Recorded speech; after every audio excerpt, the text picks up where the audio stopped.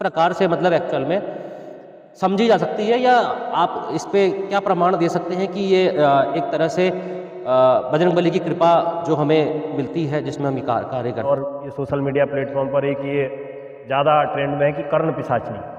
कर्ण पिशाचनी, हाँ यक्षिणी, हाँ, इच्छा काफ़ी पूर्ति काफ़ी के इस लिए, प्रकार की। है ना? हाँ, तो देखिए क्या है, हाँ। मंदिर का जो गर्भगृह होता है, आपने कभी गौर किया होगा, आप मंदिर जाते हैं, अचानक से आपका मन क्यों शांत हो जाता है, करते हैं तो उनकी जब ये सब क्रियाएं करके अब क्या होता है, पहले दिन जब आप क्रिया कर रहे हो उस समय जो पिंडदान देते हैं उससे क्या होता है, उस प्रेत का शरीर बनता है, उस चीज़ का उसको आभास है भगवान की भक्ति। तो क्या है कि वो बहुत ही स्ट्रांग शक्ति है, ब्रह्म राक्षस, बहुत ही पावरफुल शक्ति। और लीजिए, हाँ मैं कहता हूँ कि जिसने कर्ण पिशाचनी खरीद भी ली, हाँ जी मैं कहता हूँ कि चलो हो भी गया, जी। क्या वो कर्ण पिशाचनी को संभाल पाएगा?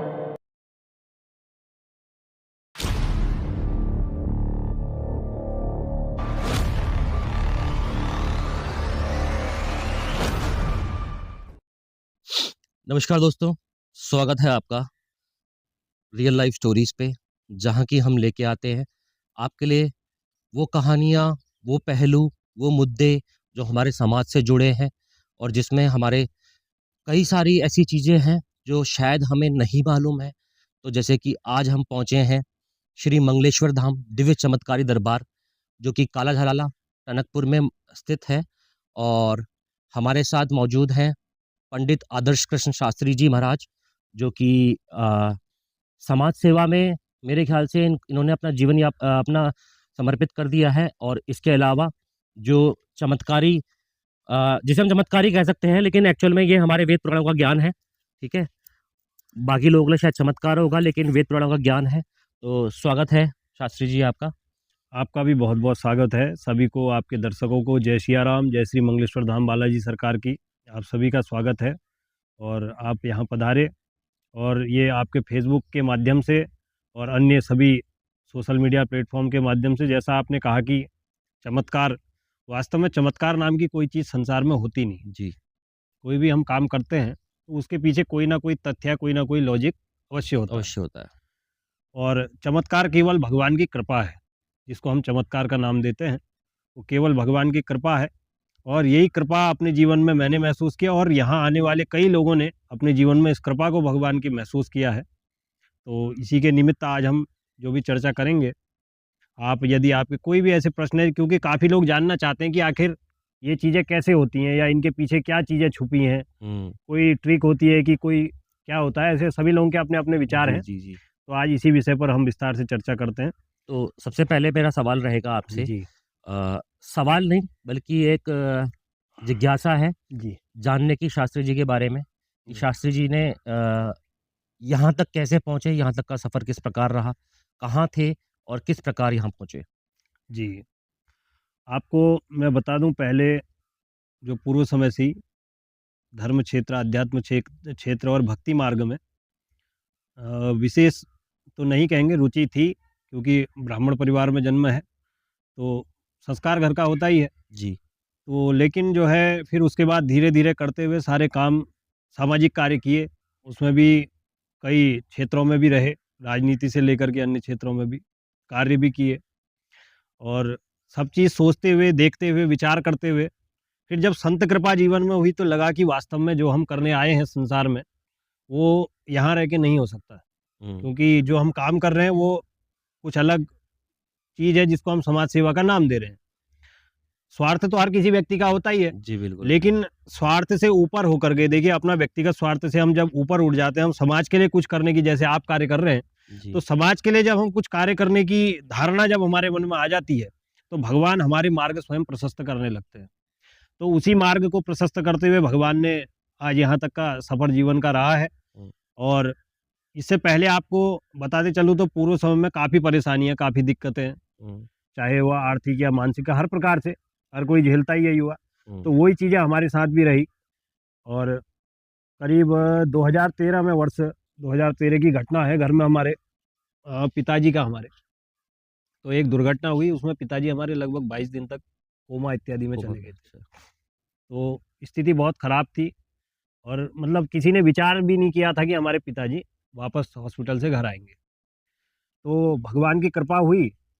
देखिए, इस संसार में सबसे ज़्यादा जो महत्वपूर्ण चीज़ है वो माँ बाप है। माँ बाप से बढ़ के इस संसार में कोई भी चीज़ नहीं है। जी। कोई भी विषय वस्तु, कोई भी भौतिक चीज़ें या कोई भी संसाधन जिनके लिए हम पूरे जीवन में लोभ के लालच से या हम किसी स्वार्थ से लगे रहते हैं, वो चीज़ों से ऊपर उठ के माता पिता की जो प्रेम है वो कई गुना ज़्यादा बढ़ के है।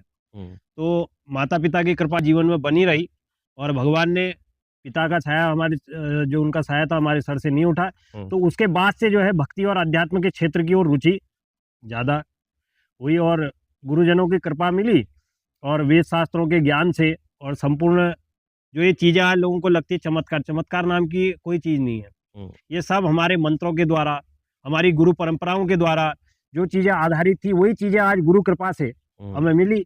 और इसके लिए लगभग मैं पूरे भारत में कई जो है भारत के मैं आप नॉर्थ ईस्ट के कुछ स्टेटों को छोड़ के पूरा भारत में भ्रमण कर चुके हैं आप? जी, पूरा भ्रमण कर चुका हूँ। तो कौन रहे हैं आपके गुरु?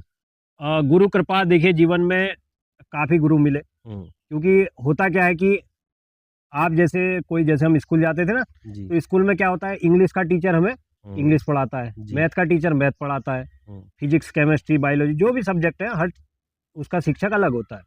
तो जीवन में कई साधनाएं की, तो हर क्षेत्र में अलग अलग गुरु मिले और काफ़ी गुरुओं का सानिध्य मिला जिनकी कृपा से आज मैं यहाँ हूँ। ऐसे काफ़ी गुरु जीवन में मिले जिन्होंने अलग अलग रूप से किसी ना किसी तौर पर कृपा करी और अलग अलग क्षेत्र के मिलने के कारण काफ़ी गुरु रहे। गुरु एक नहीं, बाकी गुरु तो एक ही है ऊपर। हाँ, वो तो भगवान गुरु माने देखिए, गुरु के लिए तुलसीदास जी ने रामचरितमानस में एक चौपाई लिखते हैं कि गुरु बिन भवनिधि तरह न कोई, जो बिरंची शंकर सम हुई। जब हम किसी को जीवन में गुरु स्वीकार कर लेते हैं तो गुरु वास्तव में कोई मनुष्य या कोई प्राणी या ये जीवात्मा ही नहीं है, वो फिर साक्षात शिव स्वरूप है जी। तो गुरु तो केवल एक ही है, भगवान शिव, उनसे बड़ा कोई गुरु भी नहीं है। तो गुरु कृपा जीवन में रही और उसी का परिणाम आज हम यहाँ बैठे हुए हैं। तो जैसा कि मैं यहाँ आया हूँ और मैंने देखा है कि यहाँ पे एक गौशाला स्थित है जी। तो थोड़ा गौशाला के बारे में जानते हैं कि गौशाला की शुरुआत कैसे करी है और गौशाला में क्या-क्या सेवाएँ रहती हैं? जी, तो देखिए, सबसे पहले हम स्वयं को सनातनी कहते हैं। जी। हम खुद को आध्यात्म क्षेत्र से जुड़ा हुआ मानते हैं और कई चीज़ें हम खुद को दिखाते भी हैं कि हम हिंदू हैं, हम ये हैं, वो हैं। तो सबसे पहले जहाँ संत का सम्मान हो, जब हमारे हृदय में, वास्तव में हृदय से, ये दिखाने के लिए नहीं, संत सम्मान, गौ सम्मान, क्योंकि गौ माता क्या है, साक्षात 33 कोटि देवधारिणी माता है जी। जिसके शरीर में समस्त 33 प्रकार के 33 कोटि, अर्थात यहाँ पर कोटि का कई लोग प्रायः इसका जो है जो भावार्थ निकालते हैं वो करोड़ निकालते हैं, लेकिन 33 करोड़ नहीं, 33 कोटि, अर्थात कोटि का मतलब एक प्रकार है। एक कोटि का शब्द का अर्थ है होता है, कोटि शब्द का ही अर्थ है प्रकार और कोटि शब्द का ही अर्थ करोड़ होता है। तो 33 प्रकार के देवी देवता, मतलब देवता जो है वो 33 प्रकार के जी। तो उन 33 प्रकार के देवी देवताओं का वास गौ माता के शरीर में है। तो गौ माता की सेवा करने से संपूर्ण देवी देवताओं की सेवा का फल मनुष्य को मिल जाता है। तो गौ माता के लिए ही आज पूरे समाज में जो मुहिम छिड़ी हुई है, हर जगह आप या सब समाज के अन्य लोग गौ माता के लिए काम कर रहे हैं। वैसे ही ये गौशाला का निर्माण इस आश्रम में वर्ष 2016 में जी। हुआ। जो रोड में घूमने वाली गौ माता है, जिनको हम तो अभागे ही हैं वास्तव में, जो गौ माता का दूध पी करके गौ माता को हर चीज़ उनसे सेवा लेने के बाद उन्हें फिर मरने के लिए सड़कों पर छोड़ देते हैं। तो उन्हीं गौ माता की सेवा के लिए वर्ष 2016 में नित्य आश्रम कालाजाला, हमारे इस आश्रम में गौशाला का निर्माण किया गया। वर्तमान में अभी 250 लगभग गौवंश इसमें है जी। 250 हमने लगभग देखे। 250। और तो क्या है कि देखिए, इसका कॉन्सेप्ट क्या है, जो सड़कों पर घूम रही है, अभी घायल गौशाला के लिए भी टनकपुर में अन्य जगहों पर काम हो रहे हैं और वो लोग अच्छा काम कर रहे हैं। तो जो है घायल गौवंश का एक अलग कॉन्सेप्ट है, लेकिन जो गौ माता सड़कों पर घूम रही है तो उनको ला करके यहाँ उनके लिए एक आवास बनाया गया है और उनको यहाँ चारा इत्यादि की सेवा की जाती है। शुरुआती तौर पर कई बाहर के लोगों ने, सभी समाज सेवी लोगों ने सहायता की और गौशाला को चलाया। उसके बाद सरकारी अनुदान मिलने लगा, तो वर्तमान में सरकारी अनुदान गौशाला को मिलता है, जिससे गौ माता की सारी चीज़ों की पूर्ति हो जाती है। तो एक बहुत ही अच्छा कार्य है ये। और गौशाला में सिर्फ गाय नहीं, बैल भी हैं, सब प्रकार के जानवर होते हैं, नंदी महाराज भी रहते हैं, सब रहते हैं यहाँ पे। और गौशाला के साथ साथ हम जानते हैं, जैसे कि मैं अपने बैकग्राउंड में देख रहा हूँ, ये एक पेड़ है जिसमें काफ़ी सारी पोटियाँ बंधी हुई हैं, हमारे कपड़ों में बंधी हुई हैं। तो इसके बारे में पहले मैं जानना चाहता हूँ कि ये सब चीज़ें किस प्रकार से हैं और क्या है इनका? जी, तो ये जो है, जो लाल कपड़े में पोटलियाँ बंधी हुई हैं, ये अर्जी है। जी। अर्जी बालाजी को समर्पित की जाती है। जैसे मान लीजिए कोई भक्त यहाँ आते हैं, मंगलवार शनिवार दरबार यहाँ रहता है। अच्छा, मंगलवार को यहाँ पे बालाजी का दरबार हाँ, लगता हाँ। है। तो उसमें क्या होता है कि जैसे कोई भी व्यक्ति हुँ, जो हमें जानता तक नहीं है। हुँ, अच्छा, एक चीज़ मैं पहले क्लियर कर दूँ कि चंपावत हुँ, मेरी जन्मभूमि है हुँ, और उस क्षेत्र में ये चीज़ मैं वहाँ भी कर सकता था हुँ, हुँ, या वो भी कर सकता। लेकिन क्या होता है कि जब हम ये काम कर रहे हैं तो लोग सोचते हैं, जैसे मान लीजिए आपसे मैं कल पहली बार मिला, हुँ, आपसे मैं कल पहली हमारी मुलाकात थी, तो आप मेरे लिए अनजान हैं और जी, मैं आपके लिए भी अनजान था। आज तक हम एक-दूसरे को हुँ, नहीं हुँ, जानते थे। तो वहाँ क्या है कि मैं काफ़ी लोगों को हुँ, जानता था और कई ऐसे घर परिवारों से मेरा संबंध है। हुँ। तो होता क्या कि अगर ये दरबार वहाँ होता तो लोगों कहते की हैं कि एक इनको तो धारणा आप होती है जानते कि हो ये तो पहले से। जानता है भाई हमारे बारे हाँ, में, तो ये हुँ, हमारे बारे में क्या बताए। तो यहाँ क्या था कि लोग मेरे लिए अनजान थे, जगह हुँ। अनजान थी। तो जितने भी लोग आते हैं केवल ये अर्जी के माध्यम से, अर्जी क्या और होता है, सवा एक मीटर। इसमें मैं एक बात और जोड़ना जी, जी, चाहूँगा, जी। जिनको हम जानते हैं एक्चुअल में वो जी, हमारा परिवार है। जी, जी, हमें संसार की सेवा करनी है तो हमें परिवार का त्याग करना पड़ता है। जी, हमें परिवार से थोड़ा दूर होना पड़ता जी, है। जी, हमें संसार की सेवा के लिए जी, जी, हमें परिवार से थोड़ा त्याग करना पड़ता जी, है। जी। ये भी एक कह सकते हैं इसका रीज़न कह सकते हैं। बिल्कुल, बिल्कुल हुँ, रीज़न है। तो उसी के लिए इस क्षेत्र में आए, तो कुछ अपने जीवन में गुरु कृपा से कुछ साधनाएँ की हुँ, और वो करने के बाद में ये अर्जी है, जो आपने जिस विषय में बात की, हम चर्चा कर रहे थे, ये अर्जी है। इसमें क्या होता है कि आप सवा मीटर लाल कपड़े में जो पानी वाला नारियल आता है, हुँ, चटा वाला, उस नारियल को ला कर के भक्त सभी यहाँ आते हैं हुँ, हुँ, और अपनी मनोकामना ना हमें बतानी, ना हमारे दरबार से जुड़े किसी व्यक्ति को बताना या ना किसी हमारे आश्रम के संबंधित किसी व्यक्ति को बताना है। हुँ, आप आते हैं और आप यहाँ पर आकर के भगवान के सामने खड़े होकर के आपने उसमें उस कपड़े में जो है नारियल को रख के जी, अपने हृदय का भाव भगवान के सामने प्रकट किया जी, कि मैं अमुक-अमुक कार्य के लिए, अमुक-अमुक मनोकामना के लिए, अमुक-अमुक समस्या के लिए हुँ, यहाँ आया हूँ प्रभु हुँ, और मैं इसका निराकरण चाहता हूँ। जी, तो उसके बाद आप दरबार की यहाँ बालाजी की 5 परिक्रमा करते हैं, हुँ, जिसके बाद ये आपकी अर्जी यहाँ बाँध दी जाती है। जब अर्जी बच जाती है तो होता क्या है कि जब दरबार लगता है, गद्दी में बैठते हैं, तो सामने से आने वाले व्यक्ति का भाव भगवान की कृपा से पता चल जाता है कि ये व्यक्ति यहाँ क्यों आया है जी। और ये हमसे क्या चाहता है। तो जब ये पता चल जाता है तो हम पर्चा लिखते हैं और पर्चे के माध्यम से सारी बातें उस पर्चे में आती हैं, वो व्यक्ति जिस भी कारण यहाँ आया हो। तो जैसे हमारे बागेश्वर धाम धीरेन्द्र शास्त्री जी। जी लिखते हैं, उसी प्रकार से आप लिखते हैं? जी, जी, जी। देखिए, धीरेन्द्र जी और भारत में ऐसे कई धर्मगुरु हैं हुँ, और काफ़ी प्राचीन दरबार हैं। हुँ, उन संतजनों की कृपा भी है और ऐसे कई लिखने वाले वैसे ही सेम वही है, क्योंकि भगवान श्री हनुमान जी महाराज की निमित्त कुछ हमने थोड़ा मैं साधनाएँ। इसमें डिटेल में जाना चाहता हूँ क्योंकि जी, जी। देखिए एक्चुअल में अभी अगर कहें तो इसमें कई कई ऐसे संत संत रहे हैं या फिर जी। कह सकते हैं वो संत है ही नहीं, जी, जी, जी। जिन्होंने इस तरह की विद्या दिखाने की कोशिश करी है। जी, जी। और मतलब कहते हैं ना कि जैसे कुछ चल रहा हो, ट्रेंड में चल रहा हो तो उसको फ़ॉलो करके लोग करते हैं कोशिश जी, जी। और फिर वो चीज़ करने लग जाते हैं, लोगों को ठगना शुरू स्टार्ट कर जी, देते हैं। जी, जी। तो इस बारे में आपका क्या कहना है? और एक्चुअल में ये जो लिखने की प्रक्रिया है, ये किस प्रकार की साधना है और ये किस प्रकार से मतलब एक्चुअल में समझी जा सकती है या आप इस पे क्या प्रमाण दे सकते हैं कि ये एक तरह से बजरंगबली की कृपा जो हमें मिलती है जिसमें हम ये कार्य करते हैं? जी, जी, जी। देखिए, पहले तो मैं ये चीज़ स्पष्ट कर दूँ, हुँ, दरबार हमारा पूर्णतया निःशुल्क है। जी, यहाँ किसी भी प्रकार का पैसा अर्जी लगाने में या यहाँ आने के लिए किसी प्रकार का कोई शुल्क नहीं देना पड़ता है। जी, ठगी वहीं होती है जहाँ पैसा लिया जा रहा है। बिल्कुल सही बात। देखिए, हम भगवान के लिए, भगवान के कर्म के लिए या संसार के भलाई के लिए हम यहाँ बैठ गए। जी, अब यहाँ हम व्यवसाय करने बैठे नहीं हैं। तो हुँ, क्या है कि यहाँ पहले तो आपको मैं क्लियर कर दूँ कि ये दरबार निःशुल्क है। जी, किसी भी प्रकार का कोई शुल्क दरबार में नहीं लिया जाता, जी, क्योंकि हमें इसकी आवश्यकता नहीं, भगवान हमारी पूर्ति कैसे न कैसे कर देते हैं। और दूसरी चीज़ जो आपने कहा कि ट्रेंड में जो चीज़ें चलती हैं, तो लोग कॉपी करना शुरू हुँ, करते हैं हुँ, और वास्तव में उसी को ठगने का प्रयास, समाज को हुँ, गुमराह करने का। और ऐसे न जाने कितनी जगह आज उत्तराखंड में सरकार के द्वारा बढ़िया एक ऑपरेशन चला, ऑपरेशन कालनेमी, हुँ, तो उसमें काफ़ी ऐसे लोग पकड़े भी जा रहे हैं। जी, तो ये उद्देश्य हमारा केवल समाज को गुमराह करना, ठगना या किसी को भटकाना, ये हुँ, उद्देश्य नहीं है। देखिए, जो चीज़ें हमें पता चलती हैं, आप हमारे इस पेज में जाएँगे तो आप देखेंगे, हुँ, कई ऐसे लोग जो वास्तव में यहाँ आए और ना हम उन्हें जानते थे ना कुछ। आप देखेंगे पूरा हमारा पेज भरा पड़ा है इन वीडियो से, हुँ, जिसमें लोगों को लाभ हुआ और वास्तव में वो उन्होंने अपने मुँह से उस सच्चाई को बताया कि उन्हें क्या समस्या थी, यहाँ आने से उन्हें क्या लाभ मिला। हुँ, देखिए किसी को आप बेवकूफ बना लेना, ये काम मैजिशियन भी करता है। बिल्कुल, बिल्कुल। वो आपका दिमाग पढ़ के बता देगा कि आप ये है फलाना फलाना माइंड ये रीडर जो होते हैं। हाँ, लेकिन वो आपका भला नहीं कर सकता, आपकी समस्या का निराकरण वो नहीं कर पाएगा। वो सिर्फ बता सकते वो हैं। बता सकता है केवल, लेकिन बताना ही केवल उद्देश्य, पर्चा बनाना ही हमारा उद्देश्य नहीं। हमारा उद्देश्य है कि जो व्यक्ति सामने से आ रहा है उसकी समस्या का निराकरण करना। बिल्कुल। जब व्यक्ति यहाँ आता है तो हम उससे अगली बार केवल यही प्रश्न करते हैं कि आपकी समस्या में कितना प्रतिशत आपको लाभ है। हम ये नहीं पूछते कि क्या है, क्या फायदा हो रहा है कि नहीं हो रहा। हम सीधे ये प्रश्न करते हैं कि आपको कितना प्रतिशत लाभ अपनी समस्या में, आप ये बताइए। और उनका उत्तर हमेशा 50% से ऊपर होता है। तो ये केवल कृपा है। और ये मैजिशियन जो काम करते हैं उनकी हो सकता है कोई ट्रिक, हम तो जानते भी नहीं उस विषय में, वो कैसे करते हैं क्या करते हैं, उनका क्षेत्र है अलग। लेकिन जो ये क्षेत्र है ये साधनाओं का क्षेत्र है। मन की बात जानने का तरीका, मन की बात जानने के लिए कई प्रकार की साधना है, कई प्रकार की साधना है।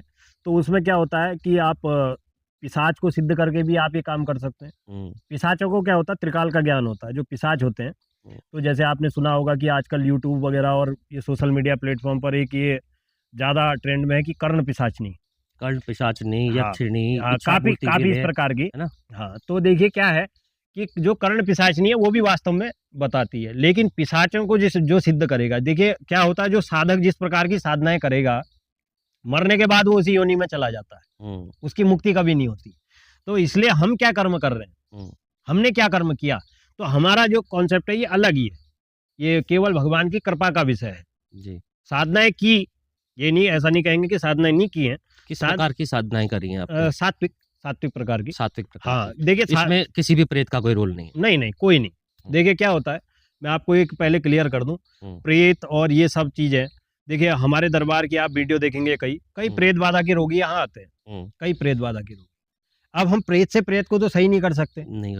अब किसी भी शक्ति को संभालने के लिए उससे ऊपर की पावर आपके पास होनी चाहिए। यानी कि हमारे पास बजरंगबली की कृपा है, जिससे सामने आने से ही आप देखेंगे, कभी आप जब आएंगे दरबार में तो आप देखेंगे यहाँ क्या होता है, उनके सामने आने से अचानक से वो जो है यहाँ रोना चिल्लाना, और जब हम अपनी शक्तियों का आवाहन करते हैं, आप देखेंगे वीडियो में कि हम उनसे जब शक्तियां उन पर प्रहार करती हैं तो उनको चोटें भी पड़ती हैं, उन्हें लगती भी है जी। और वो यहाँ चिल्लाते भी हैं, और अंततः उन शक्तियों को उठा करके हम जो है फेंक दिया जाता है, उनको यहाँ से वापस भेज दिया, उन्हीं के स्थान में भेज दिया जाता है। जैसे कि मैं एक चीज और देख रहा हूँ कि जैसे कि ये भूमि हमारी मंदिर परिसर की है, गौशाला है, और इसके साथ ही यहाँ शमशान भी मौजूद है। जी।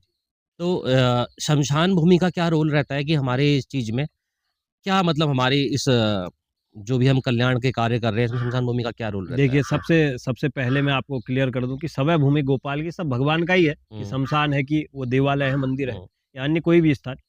तो देखिए क्या है कि शमशान, लोग भय हो जाता है ना एकदम शमशान को लेकर। शमशान तो मेरे ख्याल से अगर मैं आपको थोड़ा सा बताऊं अपने बारे में जी, एक पैरानॉर्मल रिसर्चर भी हूं मैं जी। पैरानॉर्मल रिसर्चर का काम होता है इन जो भी मतलब नकारात्मक ऊर्जा है या सकारात्मक ऊर्जा है, इन सब की रिसर्च करना साइंटिफिक तौर पर। जी। तो मैं काफ़ी लंबे समय से करते आ रहा हूँ, और इसके लिए मेरे इंडिया टीवी में, जी न्यूज़ में, रेड एफएम पे इन विषयों के ऊपर काफ़ी शोज़ आए हैं। जैसे कि मैंने निधि वन में भी कृष्ण भगवान की मौजूदगी को दर्ज किया है अपने इंस्ट्रूमेंट में। जी। तो और जैसे शमशान भूमि, तो मेरा एक्सपीरियंस ये रहा है, अगर मैं 100 शमशान में गया हूँ तो 100 में से मेरे को 90 शमशान सुकून वाले मिले, क्योंकि मेरे को लगता है कि ये मुक्ति का स्थान है, और यहाँ मुक्ति मिलती है तो यहाँ सुकून है मेरे ख्याल से। जी। देखिए इसको आप मैं क्लियर करूं कि शमशान जो भूमि है, देवादिदेव महादेव का साक्षात निवास स्थान है जी। तो वहाँ सुकून होना स्वाभाविक है, जहाँ महादेव का वास होगा वहाँ सुकून होना। मतलब मुझे ऐसा कुछ कभी नेगेटिव जैसा नहीं मिला कि कोई भूत आ गया अटैक कर रहा है, ऐसा कुछ नहीं हुआ। कि देखिए सबसे बड़ी मैं बात बता दूं आपको कि मनोदशा जो हमारी है, मनोदशा जो हमारी होती है, तो कई लोगों को वहम हो जाता है कि जैसे हम कहीं से निकले, लगता है कि परछाई आ गई या कुछ चीज आ गई, तो लोग उससे क्या करते हैं कि अचानक से मतलब भयभीत हो जाते हैं। देखिए अगर मनुष्य ठान ले, वो अपने हृदय में विचार कर ले जी कि इस संसार का कोई भी कुछ, मेरा कुछ भी बाल बाका नहीं कर सकता, क्योंकि मैं साक्षात भगवान का अंश हूँ। अहम ब्रह्मास्मि, वेदवाणी कहती है कि मैं स्वयं ब्रह्म का अंश है, मैं ब्रह्मा स्वयं, मैं ब्रह्म हूँ। तो जब हम भगवान के अंश हैं और साक्षात की सिया राम में सब जग जानी, तो क्या है कि वो शक्तियां हमारा कुछ हमें नेगेटिविटी से कुछ दिक्कत नहीं कर सकती। लेकिन ये कहना गलत होगा कि भूत प्रेत नाम की कोई चीज होती नहीं है। क्योंकि तुलसीदास जी जो रामचरितमानस और कई प्रकार के उन्होंने ऐसे ग्रंथों की रचना की जो आज हमारे सनातन धर्म के लिए बहुत ही विशेष ग्रंथ है। तो उनको भी जो है हनुमान जी से एक प्रेत नहीं मिलाया था। तुलसीदास जी का जब शौचाचार के लिए वो प्रातः निमित्त बाहर जाते थे, तो वो जिस लोटे में पात्र में जल लेके जाते थे, तो जब वहां से शौच इत्यादि से वापस आते थे तो वो उस लोटे का जल वो किसी वृक्ष के नीचे डाल देते थे, यूं ही ऐसे फेंक देते थे। तो प्रेत जो होते हैं, शास्त्रों में साफ आज्ञा है कि जो प्रेत और भूत होते हैं, इनका भोजन क्या होता है? इनका भोजन गंदगी। जहाँ गंदगी होगी, जहाँ ये व्याभिचार प्रकार की चीजें होती है, वहां भूत प्रेतों का वास होता है। और यही गंदगी से प्राप्त होने वाला भोजन ही उन्हें प्राप्त होता है, उन्हीं की ऊर्जा होती है। जी। तो वो जल जो है उस प्रेत को प्राप्त होता था, तो प्रेत प्रसन्न हो गया। तो उसने तुलसीदास जी से कहा कि उन्हें रोका, तो कहा कि जो है मांगो, क्या चाहते हो? उन्होंने कहा मैं तो कुछ चाहता ही नहीं हूँ, मैं तो भगवान की प्राप्ति चाहता हूँ, करा सकते हो? उसने कहा ये तो मेरे लिए असंभव है, लेकिन तुम्हें मैं मार्ग बता सकता हूँ कि तुम वहां तक कैसे पहुंचोगे। जी। तो हनुमान जी से मिलाने का मार्ग तुलसीदास जी को एक प्रेत ने बताया। और ये परंपरा प्राचीन काल से आप देखते रहेंगे। आप पहले एक वो आता था टीवी में भी, विक्रम बेताल करके वो आता था, हाँ। तो वो आप देखते हैं उसके कंधे पे, विक्रम के कंधे पर वो बेताल चढ़ा हुआ है।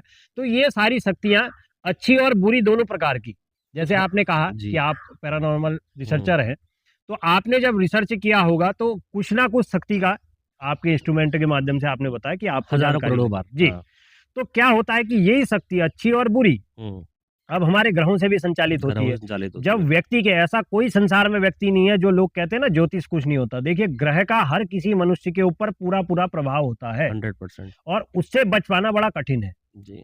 और जब ग्रहों का प्रभाव, जिसके ग्रह मजबूत होंगे, आप देखना, आप देखते हैं कि शरीर पर किसी व्यक्ति के कोई ऊर्जा आती है और वो देवी देवताओं की शक्ति है।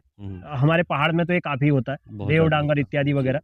तो आप देखेंगे तो क्या है कि उसके भी ग्रहों को आप जब कैलकुलेट करेंगे तो उसके ग्रहों का कुछ ना कुछ चक्कर आपको दिखेगा जी। ऐसा हर व्यक्ति के साथ क्यों नहीं होता कि हर व्यक्ति के शरीर में ये चीजें आ जाती है, ग्रह अलग-अलग होते या हैं। हर व्यक्ति के साथ ऐसा क्यों नहीं होता कि हर व्यक्ति देश का प्रधानमंत्री, हर व्यक्ति देश का राष्ट्रपति बन रहा है? तो वो उसके अपने अपने ग्रह है। तो ग्रह हर व्यक्ति के, मनुष्य के जीवन पर अनुकूल प्रभाव या प्रतिकूल प्रभाव अपना करते ही करते हैं समय के हिसाब से।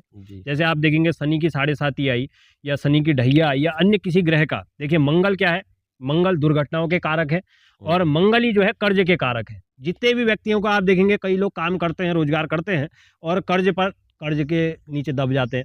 आप उन व्यक्तियों की कुंडली का जब विश्लेषण करेंगे, आप वास्तव में उसके अन्य कारक भी हो सकते हैं, लेकिन मंगल विशेष कारक है, शुक्र भी उसके कारण, लेकिन मंगल उसके विशेष कारक है। तो मंगल के खराब हो जाने के कारण वो व्यक्ति कर्ज इत्यादि से या दुर्घटनाओं की लपेटे में वो आ जाता है।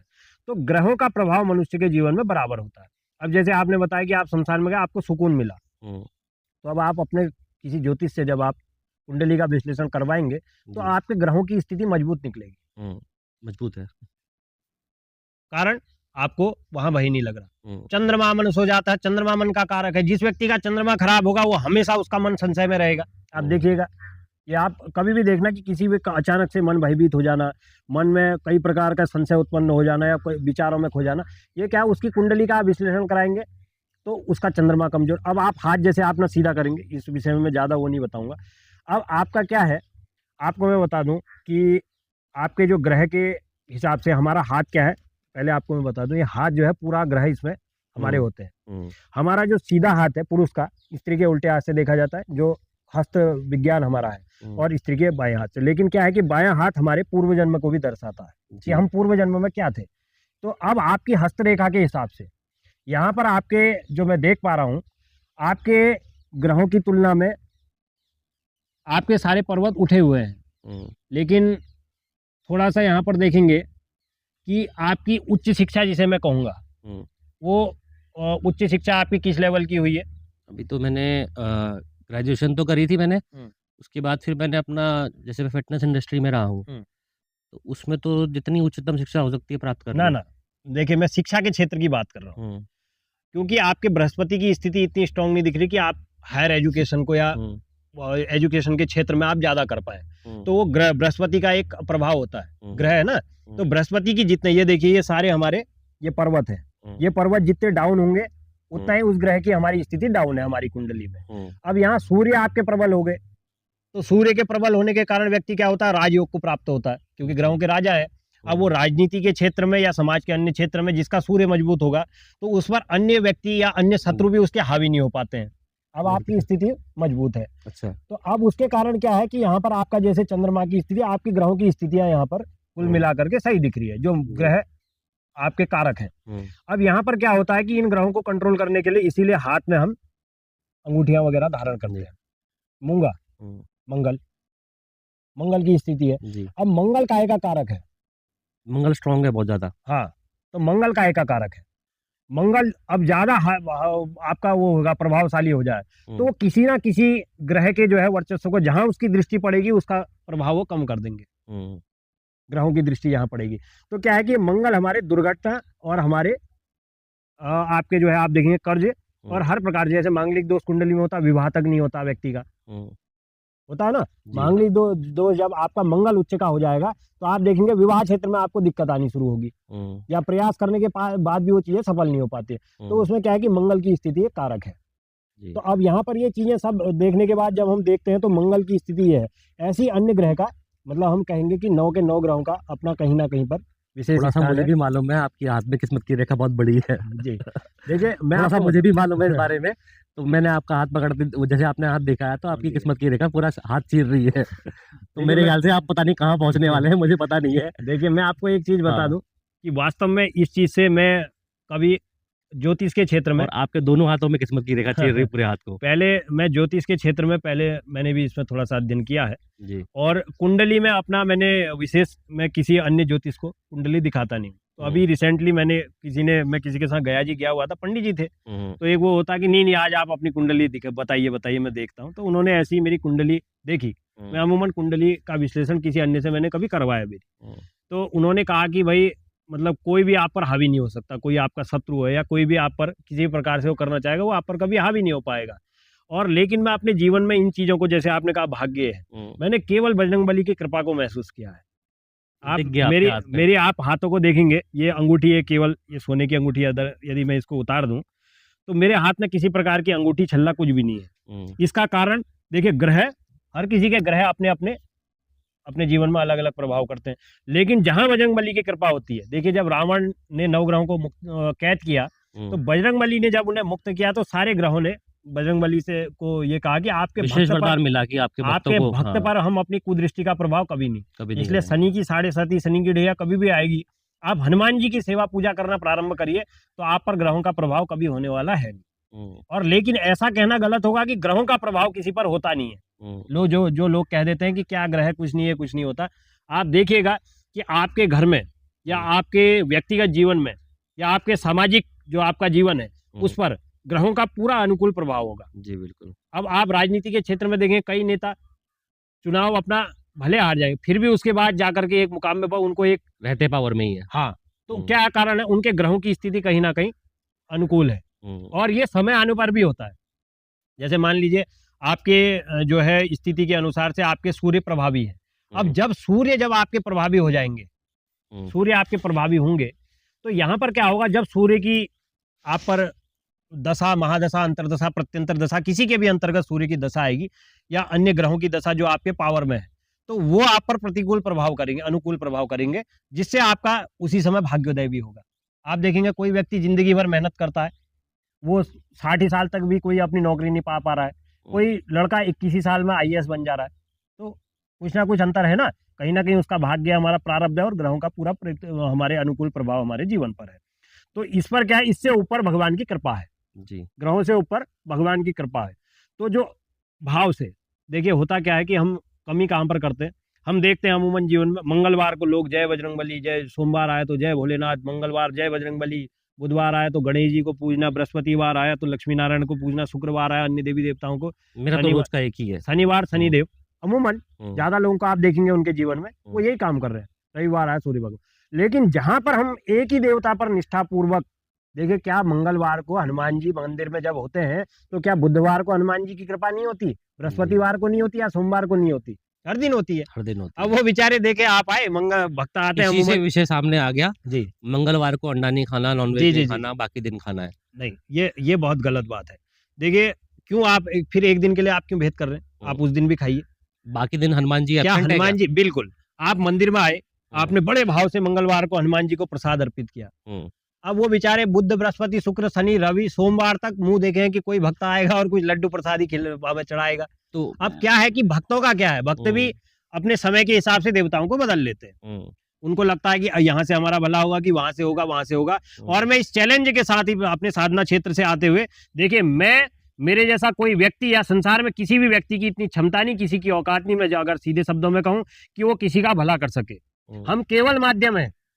अगर हम ही सोचे कि हम सब कर रहे हैं, हमारी कोई क्षमता नहीं है, हम जीरो है। या मेरे जैसे अन्य कोई व्यक्ति, अगर किसी को भी अभिमान हो, अपना अभिमान अपने घर में रखे, अगर वो इस क्षेत्र में काम कर रहा है। देखिए, हम पर कुछ कृपा भगवान की पूर्व प्रारब्धों के अनुसार भगवान ने कृपा की है, और हम समाज की सेवा के लिए भगवान के दास के रूप में हम काम कर रहे हैं। इससे ज्यादा हमारा कोई परिचय भी नहीं है जी। तो किसी को ये अभिमान पहले तो करना नहीं चाहिए। अब जहां आपने पहले में शुरुआती प्रश्न था कि जो पाखंडी लोग, ढोंगी लोग जो ये काम कर रहे हैं, वो आप देखेंगे उनका औराई या उनका दायरा कुछ अलग ही होगा। वो लूट खसोट की भावना से, कि आपने देखा होगा बीच में कई ऐसे बाबा आए कि जाओ 1 किलो फल बांट देना, जाओ ये पर्स ले लेना, जाओ आज ये कर लेना, तुम्हारा भला हो जाएगा, खा लेना। हाँ, अब आज वो समाज में आपको देखने को कहीं नहीं मिले। लेकिन जो ये क्षेत्र है, हम केवल, आपने आते ही मेरे से पूछा कि आपने ये डॉक्टर हनुमान जी यहाँ क्यों लिखा हुआ है। तो डॉक्टर हनुमान जी लिखने का कारण ही क्या है कि ये चिकित्सकीय दरबार भी है। हम चिकित्सा पर भी काम करते हैं, हम अपने आयुर्वेद के क्षेत्र में भी काम करते हैं। कैसे? आप देखेंगे किसी को पथरी है, मेरे ऐसे कई पेशेंट है जिनको पथरी थी, स्वयं मैं भी पथरी का पेशेंट रहा हूँ।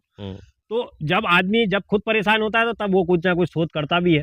तो कई इलाज कराने के बाद जब मेरा खुद भी ठीक नहीं हुआ, आज मैं खुद आयुर्वेद के हिसाब से पथरी की दवाई तैयार करता हूँ। आयुर्वेद जी, केवल आयुर्वेद की परंपरा से। और कई लोगों की, यहाँ पर कई लोग, ऐसा रिजल्ट है कि उन लोगों की पथरी कहाँ गई, कैसे गायब हुई, उनको आज तक खुद भी नहीं पता चला। और वो कई महंगी महंगी दवाइयाँ। और मैं आपको बताऊं, दवाई के लिए भी मैं क्या करता हूँ, कोई पथरी का पेशेंट आता है, हमारी वो दवा निःशुल्क है, फ्री ऑफ कॉस्ट। और जब आप सही हो जाए, जो आपकी इच्छा हो, आप यहाँ भेंट स्वरूप दे सकते हैं, और ना भी है तो मत दीजिए, कोई दिक्कत, आप स्वस्थ हो जाइए। तो ये पाखंड फैलाना, ये फैलाना समाज से, इन चीजों को हटा नहीं, हमारा भी उद्देश्य है। और जो ये चीजें सब चल रही हैं, जो साधना से होती है, देखिए साधना क्या होता है। साधना हमने दूसरे को नहीं साधना, साधना हमने स्वयं को साधना है। स्वयं को हमने, मतलब अनुशासन में रहते हुए स्वयं पर हम जितना नियंत्रण करेंगे, या स्वयं हम जितनी पवित्रता से रहेंगे, उतना ही कोई पराशक्ति, आपने कहा पैरानॉर्मल, आप रिसर्चर हैं, तो पराशक्ति भी तभी हमसे जुड़ना चाहेगी जब हम उसके योग्य इंद्रियों में एक शासन लाना। जी, इसी को कहेंगे साधना। इसी को साधना कहेंगे। और साधना कोई दूसरी चीज नहीं है। हम कहते हैं कि साधना की फलाना पता नहीं क्या हो जाता, उससे कुछ भी नहीं। देखिए, मनुष्य के भीतर इतनी ऊर्जा समाहित है, अगर वो चाहे तो इस ब्रह्मांड का ऐसा कोई भी काम नहीं। देखिए, चंद्रमा में जाने वाला मनुष्य, ब्रह्मांड अंतरिक्ष में जाने वाला मनुष्य, और ज्यादा जिस यान में है, जिस विमान में है, उसको बनाने वाला मनुष्य। तो अगर मनुष्य चाहे तो इस संसार में कुछ असंभव है ही नहीं। बिल्कुल, ये हमने जान लेना चाहिए। और जो हम भौतिकता, अब हमें लगता है आजकल लोग क्या है कि युवा पीढ़ी, जो नई पीढ़ी, आप देखेंगे जो मार्ग भटकाव जिनका हो चुका है, गलत मार्ग में वो जाते हैं, तो अगर वो खुद को जानना प्रारंभ कर दें कि हूँ आई एम, आखिर मैं हूँ कौन, मैं क्या खाने पीने सोने और ये नशा और ये सब समाज में ये सब व्यभिचार करने के लिए मैं आया हूँ, अगर वो गहनता से इसका अध्ययन करेंगे तो उन्हें लगेगा कि नहीं, इसके लिए हमारा जीवन नहीं, हम किसी अन्य चीज के लिए इस संसार में आए हैं। तो जब हम वो काम करना शुरू करते हैं, देखिए आप यकीन नहीं मानेंगे, यहाँ कोई भी व्यक्ति आता है, आप देखिए मंदिर क्या स्थान है। मंदिर, किसी भी प्रकार के कोई भी मंदिर ऐसे स्थान पर बनाए जाते थे जो ऊर्जा का संचार जहाँ विशेष मात्रा में होता है। विशेष मात्रा में मंदिर का जो गर्भगृह होता है, आपने कभी गौर किया होगा, आप मंदिर जाते हैं, अचानक से आपका मन क्यों शांत हो जाता है? मन में बड़ी शांति आ जाती है, पॉजिटिव एनर्जी आती है। उसका क्या कारण है? वही गर्भगृह की ऊर्जा जी, वो आप तक पहुंचती है। और आप अगर मंदिर में बैठ के ध्यान करेंगे, आपका बढ़िया ध्यान लगेगा। और वही ध्यान आप घर में या अन्य जगह पर करेंगे तो आप वहां तक नहीं पहुंच पाएंगे जहां आप मंदिर में पहुंच पाएंगे। तो वो ऊर्जाओं का ही मामला है। सारी ऊर्जाएं जहाँ रिफ्लेक्ट, मतलब ऊर्जाएं वहां से निकल रही हैं, तो तरंगें जो आ रही हैं तो हम तक मिल रही हैं, और वो हमारे शरीर की ऊर्जा से मिलके हमें ब्रह्मांड की अन्य ऊर्जा तक पहुंचाने का काम कर रही है। जैसे कि एग्जाम्पल देते हैं कि पढ़ने के लिए स्कूल जाना पड़ेगा जी, खरीदने के लिए दुकान जाना पड़ेगा सामान, और अगर कहीं आपको यात्रा करनी तो ट्रेन, बस या एरोप्लेन में चढ़ना पड़ेगा जी। तो ऐसे ही जब आपको पॉजिटिव एनर्जी की तरफ बढ़ना है तो आपको मंदिर में जाना पड़ेगा जी, जहाँ से आपकी एनर्जी फोकस हो। देखिए, इसको कई लोग हमारी बात को एक गलत वे में भी ले सकते हैं कि मंदिर क्यों बुला रहे हैं, ये मंदिर का पुजारी या मंदिर के बाबा संत जो है अपनी दुकानदारी चलाने के लिए लोगों को मंदिर बुलाने को कहते हैं। और ऐसा हम भी नहीं है, हम कई लोग ऐसे भी मतलब मौजूद हैं जो जी, अपनी ऊर्जा को केंद्रित कर सकते हैं घर जी, बैठ के। जी, जी। मैं इस पर पहले तो ये बात बता दूँ जो कि भटके हैं उनके लिए है ये जी, तो। देखिए क्या होता है कि मैंने पहले ही शुरुआती बात में आपसे कहा कि समय भूमि हुँ, गोपाल की, जी। भगवान हर जगह हर कण में भगवान मौजूद है। हुँ, बस उनकी मौजूदगी का आभास जिस भक्त को हो जाता है वही प्रहलाद बन जाता है। जी बिल्कुल। और जब प्रहलाद की जैसी भक्ति हमारे भीतर आ जाती है तो खंबे से क्या हर कण से भगवान हर प्रकट हो कण से जाते हैं। भगवान प्रकट हो तो जाता है। पहली बात तो ये है कि मंदिर जो प्राचीन समय में मंदिर बनाने की परंपरा थी, वो हुँ, इसीलिए थी कि जो ऊर्जा होती है, जो ऊर्जा होती है, सकारात्मक ऊर्जाएँ होती है, वो उस स्थान पर उनका वास होता है और उसी स्थान पर जब गर्भगृह बनाया जाता है, तो गर्भगृह की ऊर्जा मनुष्य को एक अलग ही ऊर्जा प्रदान करती है। जी। उससे वो शांत हो जाता है। अब घर पर भी आप ये काम कर सकते हैं। हुँ, अगर आपके मन में भक्ति का वास है, तो घर ही हुँ, आपका वृंदावन है, हुँ, घर ही आपका द्वारका है, घर ही आपका रामेश्वरम है, हर जी। स्थान घर में ही है। हुँ, लेकिन क्या है कि जो लोग इस ऊर्जा से कनेक्ट होना चाहते हैं, और कनेक्टेड नहीं है और नहीं गलत है, रास्तों में हाँ, पड़े हुए हैं। तो उनके लिए मंदिर जाना अनिवार्य भी है। बिल्कुल। वैसे तो देखिए मंदिर जाना वैसे हर किसी के लिए अनिवार्य है। क्यों हुँ, अनिवार्य है? कि भले ही मुझे कितना ज्ञान है, भले चाहे ही मेरी इस बैटरी 30% चार्ज हो, 40% हो, जी, 95% जी, हो, लेकिन मुझे तो चार्जिंग पे लगाना चार्जिंग पे पड़ेगा ना, लगाना पड़ेगा और चार्जर की आवश्यकता आपको पड़ेगी हमेशा पड़ेगी। पड़ेगी। तो इसलिए क्या होता है कि जो चीज़ हम कर रहे हैं, आज मान लीजिए आप जैसे आपने कहा कि समाज में जो लोग भटके उनके लिए जाना, हुँ, हर किसी के लिए जैसे कोई कितना ज्ञानी हो, जैसे मैं खुद कथा भी करता हूँ, हुँ। भले ही हमें कितना ज्ञान अच्छा हो आप हम कथावाचक जी, भी जी, हैं। 10 बार हमने कथा के वो इसी श्लोक को, उसी चीज़ को हम कर चुके हैं, लेकिन फिर भी वहाँ पर पुस्तक का होना अनिवार्य है। बिल्कुल। पुस्तक के बिना अगर हम पुस्तक की अवहेलना करेंगे तो हमारा ज्ञान आप देखेंगे कभी-कभी क्या होता है, आपको हनुमान चालीसा कंठस्थ है हुँ। और कई मौके ऐसे होते हैं कि आप हनुमान चालीसा पढ़ेंगे तो कई शब्द आप भूल जाएँगे। लास्ट के 2 लाइन लास्ट की एक आध लाइन भूल जाता हूँ हमेशा मैं। हाँ, तो हुँ, उसका कारण क्या है? तो इसलिए पुस्तक का होना अनिवार्य हुँ, है। हम कितने ही ज्ञानी हैं, कि हम चाहे कितना ही हमें ज्ञान हो, हमने कितनी चीज़ें सीखी हों, हुँ, लेकिन जहाँ आपने देखा होगा कर्ण कर्ण जो था ना, हुँ, कर्ण था तो कर्ण ने क्या कहा गुरु परशुराम जो है उनके गुरु थे, तो उन्होंने उनको श्राप दिया था कि जिस हुँ, समय तुम्हें इस विद्या का सबसे ज़्यादा आवश्यकता होगी, उस समय तुम अपनी सारी विद्या को भूल जाओगे। हुँ, तो वो भूल भी गए वास्तव में और उसी कारण मारे भी गए। तो लेकिन यहाँ क्या होता है कि ये हमारा अभिमान जब हमें हो जाता है, हुँ, अभिमान रूपी कर्ण जब हमारे भीतर विराजमान हो जाते हैं, हुँ, देखिए कर्ण को हम कर्ण को गलत नहीं कहेंगे। देखिए वो तो एक महान व्यक्तित्व है। हुँ, लेकिन एक उदाहरण के लिए मैं आपको समझा रहा हूँ।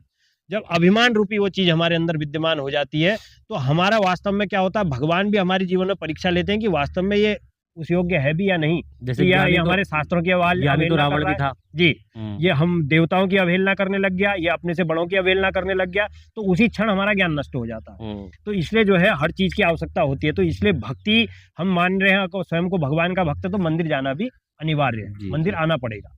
उसके लिए एक नियम आप देखिए औरंगज़ेब, मैं हुँ, इसको आपको एक चीज़ क्लियर भी कर दूँ, जब औरंगज़ेब का भारत में आक्रमण नहीं हुआ था या औरंगज़ेब ने भारत पर अपना आक्रमण नहीं किया था, उसने खूब मार-काट करना शुरू नहीं किया। उससे पहले किसी के घर में आप इतिहास पढ़ेंगे, तो मंदिर किसी के घर में पर्टिकुलर मंदिर किसी के घर में नहीं होते थे। हुँ, मंदिर एक सार्वजनिक स्थान होता था, जहाँ लोग जा कर के जो भी चीज़ें थी, वो भगवान का पूजा-पाठ करना पद्धति के अनुसार वो करते थे। हुँ, लेकिन जब औरंगज़ेब भारत में आया, औरंगज़ेब के भारत में आने के बाद होता क्या है कि उसने सवा मन आपने उसके विषय में पढ़ा होगा कि वो सवा मन जनेऊ या शिखाएँ जब तक जलाता नहीं था, वो भोजन नहीं करता था। हुँ, तो उसके बाद क्या हुआ जब उसने मार-काट करनी शुरू की, तो पूरे लोगों ने जिनने अपना धर्म बचाना था, उन्होंने घर में अंदर चोरी-छुपे अब भाई भगवान को तो पूजना है, तो हुँ, चोरी-छुपे भगवान की पूजा करनी शुरू की। हुँ, या आप ये उत्तराखंड को देखेंगे, जो मेरे विचार से मैं जानता हूँ, ये उत्तराखंड पूरा प्रदेश यहाँ का मूल निवासी लगता नहीं मुझे कि कोई है। हुँ, हर किसी के पूर्वज कहीं न कहीं से आकर के यहाँ बसे हुए हैं। जी। चाहे वो 5 पीढ़ी पहले, 10 पीढ़ी पहले, 15-20 पीढ़ी जब भी आए हों, वो हुँ, यहाँ आकर के बसे हैं। तो यहाँ पर आके बसने का कारण क्या था कि उच्च हिमालयी क्षेत्र यहाँ किसी आतताइयों का उनका आ पाना संभव नहीं था। हुँ, तो लोग जिनको धर्म बचाना था वो भाग करके इन क्षेत्रों में आए और इन क्षेत्रों की शरण में रहने के कारण हुँ। वो अपना धर्म बचा और पाए। जिनको आज हम देवता इष्ट देव मानते हैं जी, और जैसे कि हमारे कुल देवता मानते जी, हैं, जी, जी। वो उन्होंने इस भूमि की रक्षा करी है। जी, जी। देखिए 2 चीज़ें हैं, अब जो हुँ, भूमिया देवता हुँ, या कई जगह पर ब्रह्म देवता के नाम से भी उनको पूजा जाता है, हुँ, अलग-अलग। भूमिया देवता जो है, भूमि के जो देवता वो हमारे पितृ ही होते हैं। जी। वो कोई विशेष ऐसे हम वो नहीं, पितृ हमारे देवता स्वरूप है। हुँ, आप ये मान लीजिए कि पितृ हमारे देवता स्वरूप है। पितृ कौन होते हैं? जैसे कोई व्यक्ति मर गया हुँ, जैसे कोई व्यक्ति मर गया, तो वो क्या होता है प्रेत बन जाता है। हुँ, जब पूर्ण क्रिया कर्म से वर्ष भर तक हमारे शास्त्र के अनुसार परंपरा पद्धति से हम उनका नियम का पालन करते हैं, तो वर्ष भर बाद वो हमारे पितर हो जाते हैं। जी। जब वो यहाँ से क्या है कि वो गरुड़ पुराण ये में बहुत लिखा है। इम्पोर्टेंट टॉपिक है आप सब जी। लोगों के लिए जो पूछते हैं कि ये आपके जागरों में या पूजाओं में, जागरणों में, या फिर आप जो भी हम पूजा पद्धति करते हैं, जी, जी। इसमें जब कोई देवता आता है तो ये देवता होते क्या है? जी, जी। अब मैं आपको एक चीज़ ये क्लियर भी कर दूँ कि कई लोगों पर जैसे प्रेत या ये चीज़ें खेलती हैं। वो आप देखेंगे कि उनके घर के कोई प्राचीन, कोई किसी की आमा निकल गई, किसी के बूबू निकल गए, कुछ भी ऐसा हमारे पहाड़ी संस्कृति परंपरा में आपने देखा होगा। तो यहाँ पर क्या होता है कि ये चीज़ें क्यों होती हैं? जब व्यक्ति का, हमारा गरुड़ पुराण की कथा क्या कहती है, जब व्यक्ति कोई मर जाता है, उसका जब क्रियाकर्म संस्कार पूर्ण विधि विधान पद्धति नियम से नहीं होता है, तो व्यक्ति प्रेत हो जाता है, वो प्रेत योनि में चला जाता है। अब वो जब प्रेत हो जाता है तो वो फिर क्या होगा, आपके घर पर तत्काल प्रभाव से आप देखेंगे, जब आपके घर में पितृबाधा होगी या प्रेत बाधा होगी, तो आपके देवता की कृपा भी आपके घर में रुक जाएगी जी। क्योंकि पितृ ही आपके सर्वप्रथम देवता है। तो जब पितरों की कृपा रुक जाएगी तो सारे काम आपके खराब होने शुरू होंगे। पितृबाधा का लक्षण क्या है, पितृदोष का लक्षण कि बच्चे भविष्य उनका अच्छे खासे पढ़े लिखे हैं, नौकरी रोजगार ना हो पाना, शादी हो गई, संतान ना होना, पहले तो विवाह ही नहीं होगा, विवाह हो रहा है तो संतान नहीं होगी, संतान हो रही है तो कन्या संतान अधिक हो जाना, परंपरा कुल परंपरा आगे बढ़ाने के लिए पुत्र का ना होना। इस प्रकार की अर्जी भी यहाँ लगाई जाती है? हाँ, आप किसी भी, यहाँ तो देखिए ये तो कुछ भी चीज आप लगा सकते हैं, वो आपके मन में जो इच्छा हो आप लगा सकते हैं। तो ये मैं आपको बता रहा था कि गरुड़ पुराण की कथा कहती है कि जब व्यक्ति मर जाता है, 10 गात्र इत्यादि 10 दिन 12 दिन जो हम करते हैं, तो उनकी जब ये सब क्रियाएं करके, अब क्या होता है, पहले दिन जब आप क्रिया कर रहे हो उस समय जो पिंडदान देते हैं उससे क्या होता है, उस प्रेत का शरीर बनता है। 10 दिन तक उसका शरीर बनता है, क्योंकि आप हम धरती लोक में हमें ये शरीर का ढांचा मिला है, हम अगले लोक में जाएंगे तो वहां जाने के लिए भी हमें शरीर चाहिए। लोग कहते हैं कि आत्मा तो अजर अमर है, नरक में उसको कैसे कष्ट होता है, तो मैं उसके लिए आपको बता दूं, उसी पिंडदान से उसको पिंड माने शरीर, ये भी पिंड ही है, हमारा जो ये है ये पिंड है जी। तो ये भी क्या है कि वो पिंडदान जो होता है वो शरीर उस प्रेत के लिए 10 दिन तक, कभी उसके हाथ पैर मुंह पूरा शरीर उसका तैयार होता है। अब होता क्या है कि जब उसके बाद, तब तक वो आत्मा यहीं रहती है, वो खुद का दाह संस्कार होते हुए भी देखता है, वो खुद के परिजनों को रोता भी लगता हुए भी देखता है, वो कहता भी है कि रो मत मैं यहीं हूँ, लेकिन वो क्या है, पराशक्ति हो गई। मनुष्य का शरीर हम पंचतत्व का है, उसका शरीर पंचतत्व का न होने के कारण वो पराशक्ति हो जाती है, तो उसको हम देख नहीं पाते हैं, अपनी आंखों से, हम नग्न आंखों से देख नहीं सकते। तो वो 10 दिन जब तक उसका क्रियाकर्म हो, फिर उसके बाद वो चलना प्रारंभ करता है, यानी यमपुरी की यात्रा के लिए। तो होता क्या है कि जब आपने देखा होगा कि पहले महीने में हम मासिक श्राद्ध उसका होता है तो उसको पिंडदान देते हैं। अब जहां जो ये पिंडदान हो रहा है, ये पिंडदान का मतलब क्या है, उसका भोजन जी, वो तो चला गया है, तो उसको यमपुरी पहुंचने में 12 दिन लगते हैं, जो हमारे धरती लोक के हिसाब से 12 महीने हो जाते हैं। तो हम 12 पहले महीने में हमने उसको पिंडदान दिया, उसका श्राद्ध किया, पिंड दिया, उसके भोजन पहले दिन का उसका, रास्ते में अब भाई कोई जा रहा है तो उसको रास्ते का भोजन भी चाहिए, तो वो पहले दिन का आपने पहले महीने में यहाँ के हिसाब से उसको पिंड दिया। दूसरे दिन, दूसरा महीना करते करते 12वें महीने में आप उसका वार्षिक श्राद्ध करते हैं, बरसी जिसे हम बोलते हैं। तो उसकी वार्षिक श्राद्ध जब होता है तो उस दिन वो वहां पहुंच जाता है। अब उसकी हिस्ट्री जो होगी, अच्छे बुरे कर्म का बही खाता उसका, तब वहां जाके खुलेगा जी। उस दिन से वो आपके पितृ हो जाते हैं, फिर भले वो किसी योनि में, नरक में फेंक दिए जाए अपने कर्मानुसार, वो कहीं भी जाए, वो अलग एक विधान है, लेकिन उस दिन से वो आपके पितृ हो जाते हैं, वो फिर दूसरी योनि में चले जाएंगे, दूसरे लोक में चले जाएंगे, अलग अलग कर्म के अनुसार। लेकिन उस दिन वो, जब उनकी एक क्रिया नहीं होती है तो वो प्रेत हो जाते हैं। अब वही क्या है कि किसी ना किसी पीढ़ी में, तीसरी पीढ़ी, चौथी पीढ़ी, दूसरी पीढ़ी, 5वीं पीढ़ी में शरीरों पर आकर के खेलने लगते हैं और वो लोगों को परेशान करते हैं। अब वो क्या है, जब तक उनकी मुक्ति नहीं होगी तब तक वो जाएंगे भी नहीं जी। जैसे क्या है कि हमारा जीवन, हमें शतायुष्य शास्त्र कहते हैं, लेकिन आज के समय में 100 वर्ष का जीवन बहुत कठिन है। 30, 40, 50 साल में ही आदमी आजकल मरने लगे, मैक्सिमम 50-60 साल। 50-60 साल। तो अब हो क्या रहा है यहाँ पर कि जब हम यहाँ पर जीवन में जी रहे, किसी को रोजगार की समस्या, आर्थिक समस्या, घर की समस्या, पत्नी की समस्या, अन्य कोई भी समस्या जब हमें है, तो हम इसी परेशानी से कई बार लोग क्या करते हैं, आत्महत्या जैसा आत्मघाती कदम उठा लेते हैं, अकस्मात। बिल्कुल हाँ। अब ये कदम क्यों उठा रहा है, वो परेशान होकर के ना, लेकिन उसको यहाँ का 50-60 साल का जीवन इतना भारी लग रहा है। जो प्रेत होते हैं वो कई करोड़ों साल तक प्रेत योनि में चले जाते हैं। अच्छा, कई करोड़ों वर्षों तक, उसकी कोई सीमा नहीं है। अब देखिए कि आपके घर का संस्कार क्या वास्तव में ऐसा है कि आपके पितृ, देखिए पुत्र कौन है, पहली बात तो ये जान लीजिए, पुत्र कौन है। पुत्र कहलाने का अधिकारी वही है जो माता पिता के मरने के बाद उनका पूर्ण विधि विधान से, पूर्ण निष्ठा से, पूर्ण शास्त्रीय विधान से उनका क्रियाकर्म करे। दूसरा, उनके चले जाने उनका श्राद्ध कर्म करे। और तीसरा, गया जी जा करके वो पिंडदान करके अपने पितरों की मुक्ति करे। वही पुत्र कहलाने योग्य है, जो ये 3 कर्म करता है। अब इससे भी ऊपर भगवान की भागवत की कथा को बताया है। जब कोई भी पितृ, मान लीजिए गया जी में पिंडदान करने से हरिद्वार जाके, कई लोग ऐसे जाते हैं जो जाते हैं और उनका ये सब करने के बाद भी चीजों में मुक्ति नहीं मिलती है। तो अल्टीमेट अंत ये रास्ता है आपके पास भागवत जी की कथा का।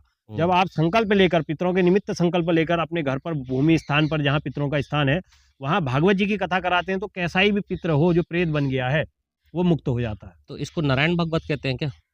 हाँ, इसको पितृ भागवत का नाम दिया। नारायण भागवत का नाम भी सुना। भागवत जी तो भागवत जी हैं, उसको आप भगवान के निमित्त कर रहे हैं, तो उसको आप नारायण भागवत का वो दे रहे हैं। तो नारायण देखिए, वास्तव में भागवत मतलब मुक्ति का साधन। भागवत माने, मैं आपको बता दूं, भागवत में क्या है, नारायण भागवत कहने का तात्पर्य 24 भगवान के जो अवतार है, मुख्य अवतार 24, उन 24 अवतारों की कथा उस भागवत जी पुराण के अंतर्गत है। तो उसको विशेष पुराण का दर्जा दिया गया है, क्योंकि उससे किसी भी योनि में पितृ चले गए हों, उनका तारण हो जाता है, उनकी मुक्ति हो जाती है। क्योंकि प्रारंभिक में ही आप देखेंगे भागवत जी का जो विधान है, उसमें प्रारंभिक में ही जो है गोकर्ण और धुंधुकारी की कथा आती है। तो वो साफ स्पष्ट करती है कि पितृ की, ये प्रेत की मुक्ति जो है, अगर किसी साधन से भी ना हो रही हो, तो उसका एक ही रास्ता है, भागवत जी की कथा। जी, और हर सनातनी को जब भगवान योग्य बनाए, अपने पितरों के निमित्त या भगवान के निमित्त, उस कथा को करना अवश्य चाहिए। जी। तो जो जैसे कि आप प्रेत योनि की बात कर रहे हैं, जैसे आपने कहा कि ये हजारों करोड़ों साल तक होती है, जी। तो इसका अभिप्राय क्या है? मतलब कि वो जो आत्मा है वो उसी योनि में रहेगी उतने करोड़ों साल तक? जी, वो प्रेत बन के रहेगी, जी, जिस योनि में चली गई। तो उसका क्या देखिए, इसमें कई प्रकार की शक्तियां होती है। मैं आपको बताऊं, आपने जैसे शमशान है, शमशान की जो भयंकर शक्तियों में, एक सवाल इसमें बीच में मेरे पास में ये आ रहा है, प्रेत योनि के अलावा और कौन कौन सी योनियां होती है? ऐसी बहुत सी योनियां हैं, बहुत ज्यादा। भूत, प्रेत, पिशाच और ब्रह्म, राक्षस, बेताल, कई प्रकार की योनियां हैं, जिसमें आदमी अलग अलग तरीके से अपने कर्मानुसार चला जाता है। तो अब होता क्या है कि जो शमशान की शक्तियां हैं, उसमें जो विशेष शक्तियां मानी जाती है, मरी एक शक्ति है। मसान लग गया कहते हैं ना, हम सामान्य भाषा में कहते हैं कि इसको मसान या बेताल हो गई, दोनों ही की बात कहते हैं। तो मरी, मसान, और तीसरा जो है वहां पर को भूत, प्रेत, फिर अलग अलग कैटेगरी वाइज वहां शक्तियां वास करती है। तो मनुष्य क्या होता है, अपने कर्मानुसार जितने पाप कर्म करेगा उतनी अधोगति को जाता है। जी। जिनकी मुक्ति नहीं होती वो यहाँ रह जाते हैं, बाकी जो है नरक में, कई प्रकार के अन्य अन्य नरकों में फेंक दिए जाते हैं। अब एक अभी जो है आप देखेंगे कि एक वो आता है कि पति विरंची पर पति रति कर ही रौरव नरक कल्प सत पर ही। पति का परित्याग करके जो पत्नी, आज के समय में समाज में कई प्रचलन, कहना नहीं चाहिए, लोगों को बुरा लगता है, लेकिन जो लोग हम कर्म कर रहे हैं, जो लोग ऐसे कर्म कर रहे हैं, पति का परित्याग करके जो अन्य पुरुष पर, अन्य पुरुष से श्रद्धा रखती हो या अवैध संबंध बनाती हो, उसके लिए कहा है कि रौरव नाम के महानरक में 100 कल्प के लिए फेंक दी जाती है। जी। 100 कल्प, और एक कल्प की आपको अगर गिनती करवाऊंगा, हम गिन नहीं कर पाएंगे कि ये कितने करोड़ों साल में एक कल्प का निर्माण होता है। अच्छा, 100 कल्प के लिए? 100 कल्प के लिए। अच्छा। अब आप लगाइए कि कितने, जब पृथ्वी के वहां, यहाँ के 360 दिन के बराबर वहां की एक दिव्य रात्रि होती है। अच्छा। यहाँ के 360 दिन के बराबर दिव्य रात्रि वहां की एक होती है, एक रात दिव्य रात वहां की, यहाँ के 360 दिन। अब वहां के 12 लाख वर्ष जब पूर्ण होते हैं तो एक चतुर्युगी आती है। तो ऐसी ही जब 100 चतुर्युगी पूरी होती है तो फिर मनवंतर आएगा। 14 मनवंतर और 71 चतुर्युगों को मिला करके एक कल्प का निर्माण होता है। तो अब करोड़ों अरबों वर्ष का तो एक कल्प बन रहा है, जिसकी कोई हम कल्प की आप गिनती करेंगे बहुत विशेष हो। अब रौरव नरक कल्प सत पर ही, 100 कल्प के लिए, सत मतलब 100 कल्प के लिए वो वहां फेंक दी जाती है। और उसका विस्तार बता रहे, 1,00,000 योजन लंबा, 1,00,000 योजन चौड़ा, एक योजन में 12 किलोमीटर। 1,00,000 योजन मतलब 12 लाख किलोमीटर लंबा और 12 लाख किलोमीटर चौड़ा। तांबे की तप्त भूमि, तांबे को लाल किया गया है, आग लगा करके तांबा कैसे लाल हो जाएगा, तो वैसी वहां की भूमि है, तप्त तांबे की भूमि। तो ये सब गरुड़ पुराण है ना? जी, भागवत जी में भी वर्णन है और गरुड़ पुराण में भी इनका वर्णन आता है। और ऐसी जो अन्य स्त्री से श्रद्धा रखता है उस पुरुष के लिए कहा गया है कि उसको नरक में जब फेंका जाता है तो लोहे की गर्म स्त्री के साथ उसको तपा करके उसका आलिंगन करा दिया जाता है। अच्छा। जो जैसा भोग विलासिता करेगा उसको इस प्रकार से। और ये जो जैसे चीजें समाज में हम कहेंगे, लोगों को लगेगा कि भाई ये क्या है, कुछ नहीं होता, ये नरक स्वरक कुछ नहीं होता, ये सब मनगढ़ंत कहानियां, डरा करके पैसा। कई लोग ये कहते हैं कि जैसे कि मरने के बाद तुरंत जीवन मिल जाता है, तुरंत कहीं और जन्म हो जाता है। देखिए, मैं आपको एक बात ये बता दूं, पहले तो आप ये स्पष्ट कर लीजिए, आपके आस पड़ोस इधर उधर अगर मोहल्ले में कोई चोर है, आपको पता है कि ये चोरी करता है, एग्जाम्पल के लिए हम्म, आप उससे कहोगे देख भाई ऐसा है, चोरी मत कर, हम्म, पुलिस पकड़ेगी, बहुत पीटेगी, हम्म, वो क्या कहेगा आपसे, "अब चल तू अपना काम कर, ज्यादा हमें ज्ञान मत दे, हम्म, पुलिस हमारी जेब में रहती है"। क्या होती है पुलिस? हम्म, वो अभिमान में कहता है ना। हम्म, और उसी चोर को जिस दिन पुलिस थाने में पकड़ के ले जाती है और उसकी जब सेवा बढ़िया की जाती है थाने के अंदर, तो वो कहता है माँ की कसम, बाप की कसम, साहब आज के बाद जिंदगी में कभी चोरी नहीं करूंगा। वही चोर जो आपसे कह रहा था कि पुलिस मेरी जेब में है, मार पड़ने के बाद वही कह रहा है कि आज के बाद नहीं करूंगा। तो जब हम लोगों को समझाते हैं कि स्वर्ग और नरक हर चीज होता है, लोग कहते हैं अरे कुछ नहीं होता। देखिए यहाँ का पुलिस वाला तो या अन्य कोई एक बार के लिए मारना बंद कर देंगे, क्यों? क्योंकि उनके पास हृदय नाम की चीज है, छोड़ो यार मर जाएगा, छोड़ो। लेकिन वहां तो सारे कर्मों का फल है। जो यमदूत हैं वो भयंकर राक्षस हैं, उनको एक बार जो ऑर्डर मिल गया उनने उसका पालन करना ही करना है, वो छोड़ने वाले नहीं है। उन्हें आज्ञा है जहाँ जिस नरक में फेंकने की वो ले जा करके उठा के फेंक देंगे, वहाँ माफी नाम की कोई चीज नहीं है, वहाँ हाथ पैर जोड़ के कोई काम नहीं चलेगा। क्योंकि एक संत की बात हमें बड़ी विशेष याद आती है, वो कहते थे परम पूजनीय प्रातः स्मरणीय श्री राजेश्वरानंद जी महाराज, विशेष उनके मुख से मैं ये बात सुनता था कि साथी हैं मित्र गंग के जल बिंदु पान तक, और अर्धांगिनी बढ़ेगी केवल मकान तक, परिवार के सब लोग चलेंगे मसान तक, और बेटा भी हक निभाएगा तो अग्निदान तक।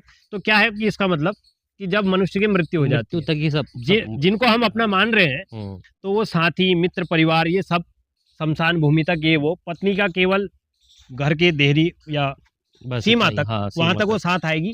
और जो बेटा जिसको हम कुल का दिया मानते हैं वो भी अग्निदान तक हमारा साथी होता है। अब इसके आगे कोई साथ नहीं जाएगा। इससे तो आगे भजन ही है साथी, हरि के भजन बिन अकेला रहेगा। ये क्या है कि रे मन ये 2 दिन का मेला रहेगा, कायम न जग का झमेला रहेगा। ये सब जो आडंबरी चल रहा है कल्पना मात्र, ये कुछ दिन का है, चाहे 2 दिन 10 दिन 5 दिन 100 साल 50 साल जो भी जहाँ तक आयु है। लेकिन इससे आगे आपने अभी कहा कि कोई भी चीज करने के लिए कहीं जाएंगे तो ट्रेन चाहिए, बस चाहिए। अब मेरा ये आपसे प्रश्न है कि भाई जब आप बस में चढ़ेंगे, ट्रेन में चढ़ेंगे और आपकी जेब में टिकट नहीं होगा किसी यात्रा को करने का, तो क्या होगा आपके साथ?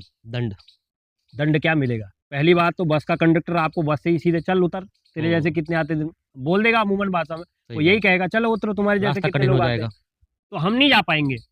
लेकिन हर यात्रा में हम किसी रिश्तेदार के घर जाते हैं, 10 दिन के लिए जाना है, तो हमारा पूरा बैकपैक होता है, ये कपड़ा इस दिन पहनेंगे, ये चाहिए, कोलगेट चाहिए, ब्रश चाहिए, ये चाहिए, हर चीज हम ले जाके पूरी तैनाती से जाते हैं। लेकिन वास्तव में जब हम अपने घर में जा रहे हैं, हमारा घर वही है, हमारा जो असली घर है वही है, गंतव्य वही। हाँ, वहां जाने के लिए हम एक तो भय होता है हमारे मन में, और दूसरा जब हम जाते हैं उसकी यात्रा में, परलोक की यात्रा में, तो हम वहां बिना तैयारी के, और बिना तैयारी के अगर आप किसी यात्रा में जाओगे आपको भगा दिया जाएगा। फिर